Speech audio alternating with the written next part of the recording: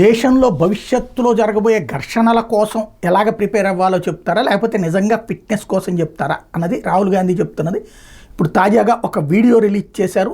తను martial arts practice చేస్తున్నటువంటిది, training ఇస్తున్నటువంటి video, సంచలనాత్మకమైనటువంటి వీడియోనే. అందులో నీకు కిక్ రావాలంటే ఎదురోళ్లతో, అంటే ఫస్ట్ ఇట్లాగా అందరూ చేతులు పట్టుకుని నుంచుంటే అట్లాగేమీ కిక్ రాదు. అవతల ఇట్ట తొయ్, అది గట్టిగా తొయ్. ఆ తోస్తున్నప్పుడు నీలో ఉన్నటువంటి స్ట్రెస్ రిలీఫ్ అయిపోతున్నాడు. అంటే అర్థం ఏంటి? ఎదురులను కొట్టు అని చెప్పడమా? ఎదురులను కొడితే స్ట్రెస్ రిలీఫ్ అవుతుందా? రాహుల్ గాంధీ చెప్పినటువంటి ఈ విషయం చూస్తుంటే ఒక సంచలనాత్మకమైనటువంటి అంశం ఏంటంటే, ఆ స్థాయిలో ఉన్న వ్యక్తి తను కమ్యూనికేట్ చేసినటువంటి విధానం కరెక్టేనా, సమాజానికి మంచిదేనా కాదా అన్నటువంటిది ఇప్పుడు ఆలోచించాల్సినటువంటి సందర్భం అయితే వస్తుంది. ఎందుకంటే ఇది ఆషామాషి వ్యవహారం కాదు.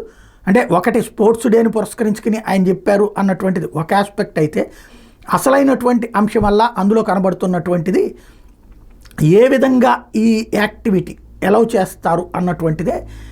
అంటే కిక్ రావడం కోసం చేసేటటువంటి కాన్సెప్ట్ అన్నది ఏదైతే ఉందో అది అత్యంత కీలకమైనటువంటి ఇష్యూ.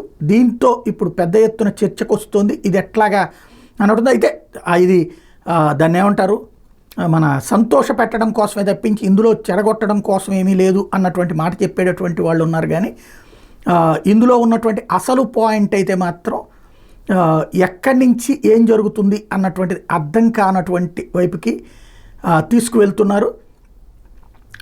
ఎస్పెషల్లీ జరుగుతున్నటువంటి సంచలనాత్మకమైనటువంటి వ్యవహారం ఇది.